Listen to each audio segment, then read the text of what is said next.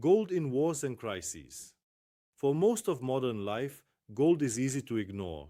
We live in a world of digital payments, stock markets, cryptocurrencies, and real estate investments. In peaceful times, wealth often seems abstract. Numbers move on screens, and money flows through banking systems that appear stable and permanent. Because of that, gold can seem like something from the past. But history repeatedly shows a very different reality. When stability disappears and crises begin, the same pattern appears again and again. Wars erupt, governments print money to fund their expenses, inflation destroys savings, banks restrict withdrawals, financial markets close, and suddenly the things people believed were safe are no longer accessible. During these moments, something remarkable happens. The world rediscovers gold. Gold has played this role for thousands of years. It has survived empires, revolutions, financial collapses, and world wars. While currencies have come and gone, gold has remained a constant store of value across civilizations. This is why people throughout history have trusted gold in moments when everything else failed. Paper versus gold. Paper money depends on trust in institutions. Governments issue it, central banks control it, and financial systems keep it circulating. In normal conditions, that system works efficiently, but during crises, that trust can disappear quickly. Governments can print unlimited amounts of paper money. When they do this to cover war costs or economic problems, inflation often follows. The more money that is printed, the less each unit is worth. Bank accounts can also be frozen or restricted. History provides many examples where governments suddenly limited withdrawals or closed banks entirely. When this happens, people may technically have savings, but they cannot access them. Stock markets can also close. During wars or financial panic, governments have suspended trading in order to prevent collapse. Investors may hold assets on paper, but they cannot sell or use them. Gold works differently. Gold does not rely on a government promise. It does not depend on banks, electricity, or the internet. A gold coin in your hand is a physical store of value that exists outside the financial system. That independence is exactly what makes gold powerful in times of crisis. Gold as survival currency. One of gold's most important advantages is its portability. A small coin can hold a significant amount of value. Unlike property or bank accounts, it can travel with you anywhere. Throughout history, people have carried gold across borders while fleeing wars, political upheaval, or economic collapse. In many cases, those small pieces of metal were the difference between survival and disaster. Gold can be exchanged almost anywhere in the world. It can buy food, shelter, transportation, and safety. Even in black markets or informal economies, gold is recognized and trusted. For families escaping danger, this portability becomes crucial. A gold coin in a pocket can often be more valuable than thousands stored in a bank account that cannot be accessed. This is why gold has earned its reputation as a crisis currency. Across centuries, cultures, and continents, the lesson remains the same. Financial systems may change, governments may rise and fall, paper currencies may lose value, but gold continues to endure, and that enduring reality is captured perfectly by an old saying that has echoed through history. He who has gold makes the rules. Alexander the Great and gold. In 330 BC, one of the most famous conquerors in history marched into the Persian capital of Persepolis. His name was Alexander the Great. At that moment, he had already defeated powerful armies and expanded his empire across much of the known world. But what he found in Persepolis was not just another city. It was a treasure beyond imagination. Ancient historians recorded that Persepolis contained one of the largest accumulations of wealth in the ancient world. For generations, Persian rulers had stored vast quantities of gold and silver in their royal treasuries. When Alexander captured the city, he suddenly gained control over thousands of tons of precious metals. This discovery changed everything. Gold became the fuel of Alexander's empire. With it, he paid his soldiers, funded his military campaigns, built infrastructure, and established new cities across Asia. Armies cannot move without resources, and gold provided the stability needed to keep a massive military machine operating. Alexander's conquest continued all the way to India, stretching his influence across thousands of kilometers. But behind every battlefield victory stood something less visible yet equally powerful: the ability to finance war. Without the gold of Persepolis, Alexander's campaigns might have ended much earlier. Wealth made expansion possible. Gold was not only treasure, it was strategy, power, and control. Gold finances empires. Empires are not sustained by armies alone. They require logistics, supply chains, and reliable payment systems. Throughout history, soldiers have needed to be paid, roads have needed to be built, and cities have needed to be maintained. Gold provided the foundation for these systems. In Alexander's empire, soldiers received their wages in gold and silver coins. Reliable payment meant loyal troops. Loyal troops meant stable control over conquered territories. This financial structure allowed Alexander to maintain momentum during his long campaigns. Gold also funded infrastructure. Roads connected distant provinces. Cities became centers of trade and administration. Economic stability allowed the empire to grow rather than collapse under its own expansion. This pattern repeated itself throughout history. Strong empires understood that money must be trusted. When soldiers and merchants believe in the value of currency, trade flows and power expands. Gold played a central role in maintaining that trust. It was universally recognized, difficult to counterfeit, and scarce enough to hold lasting value. For these reasons, gold became the backbone of imperial economies across the ancient world. Rome and the aureus.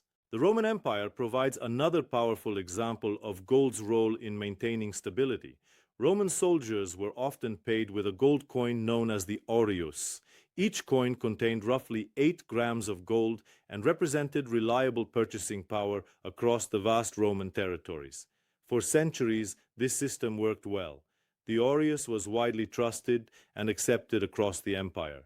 Soldiers could rely on their wages, merchants accepted Roman coins, and trade flourished. But over time, some Roman emperors faced financial pressure. Wars became expensive, and government spending increased. Instead of raising taxes or reducing costs, some rulers chose a different solution.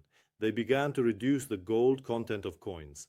By mixing gold with cheaper metals like copper, the government could produce more coins while using less precious metal. At first, the change seemed small, but over time, people began to notice that the coins were losing value.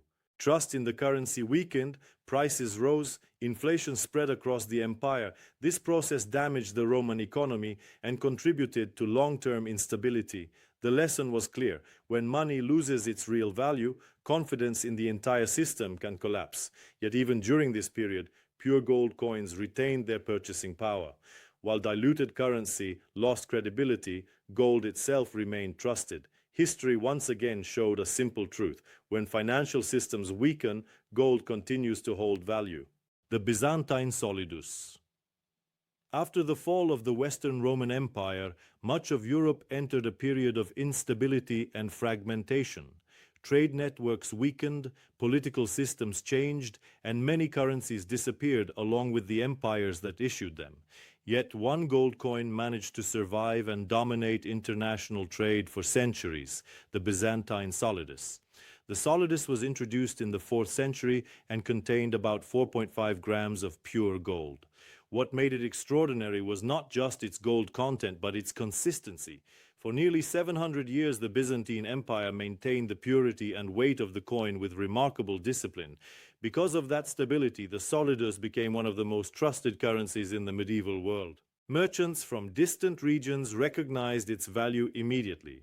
Traders from China, the Middle East, North Africa, and Western Europe accepted it without hesitation. In many ways, the solidus functioned as a global currency long before the modern financial system existed. A merchant traveling across continents could carry these coins and know they would be recognized wherever trade routes reached. The coin represented reliability in a world where political borders and rulers changed frequently. Gold once again proved that its power came from trust and durability. Gold in medieval trade. Imagine traveling in the 10th century from Constantinople, the capital of the Byzantine Empire, all the way to Venice. The journey would take weeks or even months, crossing dangerous terrain and unfamiliar territories. Yet merchants and travelers carried gold coins that retained value across every border. A single solidus could pay for clothing, a horse, and a good meal along the journey. Its purchasing power was widely understood. People trusted the metal inside the coin more than the government that minted it. This is one of the most fascinating aspects of gold throughout history. While political systems come and go, the metal itself remains valuable because of its physical properties and scarcity. Gold does not corrode. It cannot be easily destroyed. It cannot be created artificially in large quantities. These characteristics made it an ideal form of money in a time when trust between distant regions was limited. Trade routes such as the Silk Road depended heavily on this universal recognition of gold. Merchants carrying silk, spices, metals, and textiles relied on gold coins to settle transactions across cultures and languages. Long before modern banks and electronic payments, gold connected economies across continents. Gold in the Crusades. During the Crusades, which began in the late 11th century, gold once again became essential for survival and military operations. Knights and soldiers traveling to the Middle East needed reliable payment systems for equipment, transportation, and supplies. Gold served this purpose perfectly. Historical records show that 1 ounce of gold could purchase a horse, one of the most important assets for any knight. Horses were not only transportation, they were essential for combat and mobility. Armor, another critical piece of equipment, required far more resources. A full suit of armor could cost between 3 and 5 ounces of gold. Only those with sufficient wealth could afford the protection needed for battle. This meant that gold often determined who could participate in these expeditions and who could survive them. Those who traveled without gold frequently faced severe difficulties. Without trusted currency, it was harder to secure food, lodging, or equipment along the journey. Some travelers quickly ran out of resources and were forced to abandon their missions. In contrast, those carrying gold had flexibility and security. The metal could be exchanged in markets, ports, and trade centers across the Mediterranean. Once again, gold proved to be more than wealth. It was mobility, opportunity, and survival in a world defined by uncertainty. Napoleon and British finance. At the beginning of the 19th century, Europe was shaken by a series of conflicts that would reshape the continent. At the center of these wars stood one of history's most famous military leaders, Napoleon Bonaparte. His ambition was enormous. He sought to dominate Europe politically, militarily, and economically. Napoleon built one of the most powerful armies the continent had ever seen. His forces achieved remarkable victories across Italy, Central Europe, and much of the European mainland. Many countries fell under his control or influence. For a time, it appeared that Napoleon's empire might become unstoppable. But military strength alone does not determine the outcome of wars. Behind every battlefield stands a financial system that must sustain armies, supply equipment, and keep soldiers motivated. This is where Britain held a powerful advantage. While Napoleon relied heavily on conquered territories and wartime resources, Great Britain developed an advanced financial structure that allowed it to fund long and expensive wars. The British government issued debt, borrowed funds, and maintained strong credit in international markets. Most importantly, these financial operations were supported by one crucial asset: gold. Gold reserves and trusted financial networks allowed Britain to maintain confidence in its currency and its ability to repay loans. That confidence became one of the most important strategic tools in the conflict against Napoleon, the Rothschild role. One of the most influential financial families of that era was the Rothschild banking family. Their network of banks across Europe allowed them to move capital quickly and efficiently across borders. At a time when communication was slow and transportation difficult, this financial network became incredibly valuable. The Rothschilds helped finance British military operations by providing loans and managing the movement of funds. These loans were often backed by gold reserves, which provided reassurance to investors and governments alike. Gold acted as a guarantee. Because lenders knew that the value behind these loans was supported by physical gold, they were more willing to provide the large sums of money needed to support Britain's war effort. This allowed Britain to sustain long campaigns, even when battles were costly and prolonged. The financial system supporting Britain proved far more resilient than many of its rivals. While Napoleon won many battles, Britain's financial stability allowed it to continue fighting year after year. In many ways, this demonstrated an important historical lesson. Wars are fought not only with weapons, but also with financial strength. Gold helped create that strength. Wellington's army. The connection between gold and military effectiveness was also visible on the battlefield itself. Arthur Wellesley, better known as the Duke of Wellington, commanded British forces against Napoleon's armies during the Peninsular War in Spain and Portugal. Wellington understood that soldiers needed reliable payment and stable supplies to remain effective. British troops were often paid in gold coins. This was more than a simple wage. It was a signal of stability and trust. Soldiers knew their payment held real value, and local populations were more willing to trade with an army that paid in gold. When armies travel through foreign lands, they depend heavily on local markets for food, transportation, and supplies. Payment in unstable or unfamiliar currency can cause distrust or refusal. Gold solved this problem immediately. Merchants recognized its value without question. While French finances struggled under the weight of constant war expenses and debt, British gold maintained credibility across Europe. This financial credibility strengthened alliances, supported logistics, and maintained morale among troops. Eventually, the long conflict reached its climax at the Battle of Waterloo in 1815, where Napoleon's forces were defeated. Many factors contributed to that outcome: strategy, alliances, and military leadership. But behind these visible events stood a quieter force that had supported Britain throughout the war. That force was financial stability backed by gold. The American Civil War. In the middle of the 19th century, the United States experienced one of the most dramatic internal conflicts in its history. From 1861 to 1865, the country was divided between the Union in the North and the Confederacy in the South. This war was not only fought with armies and weapons, it was also fought with economic systems and financial decisions. Both sides needed enormous resources to sustain their military operations. Soldiers had to be paid, weapons had to be produced, and supply chains had to function across vast distances. War on this scale required money, and quickly.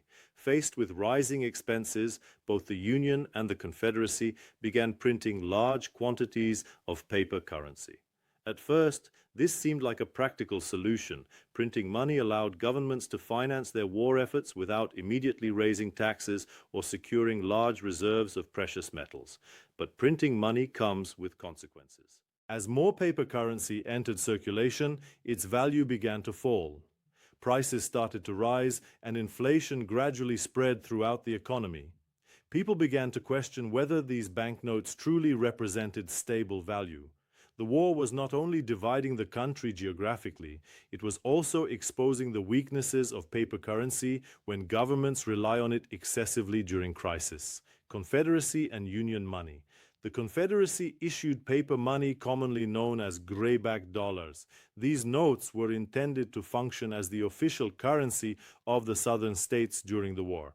However, the Confederate government lacked strong financial infrastructure and gold reserves to support its currency. As the war dragged on, the Confederacy printed more and more banknotes to cover its expenses. This rapidly increased the supply of money in circulation. The result was devastating inflation. Within a few years, Confederate currency lost most of its purchasing power. Prices rose dramatically, and ordinary citizens struggled to buy basic necessities. A loaf of bread or simple goods became extremely expensive when measured in grayback dollars. The Union also printed paper currency known as greenbacks. While the Union had stronger economic resources and industrial capacity, its paper money still faced inflation pressures as the war continued. Both sides experienced the same economic lesson. When governments rely heavily on printing money during wartime, the value of that money can deteriorate quickly. Gold market reality. During the Civil War, gold became a crucial reference point for real value. On the New York Gold Exchange, the official price of gold remained fixed at around $20.67 per ounce under earlier monetary standards. But in reality, the market told a very different story. As paper currency lost value, the price of gold measured in those paper dollars began to rise dramatically. At certain points during the war, 1 ounce of gold traded for nearly $300 in paper currency. This enormous difference revealed the true scale of inflation. Gold itself had not suddenly become more valuable. Instead, the paper money used to measure it had lost credibility and purchasing power. Merchants quickly recognized this reality. Many businesses and traders began to prefer gold payments instead of accepting paper currency, whose value could collapse at any moment. For everyday people, the consequences were clear. If someone held a gold coin, they could still purchase food, supplies, or services. Gold retained trust and real purchasing power. But someone holding stacks of paper banknotes often found that those notes were losing value day by day. The Civil War provided one of the clearest historical demonstrations of a pattern that would repeat many times throughout history. When inflation destroys paper currency, gold often becomes the true measure of value.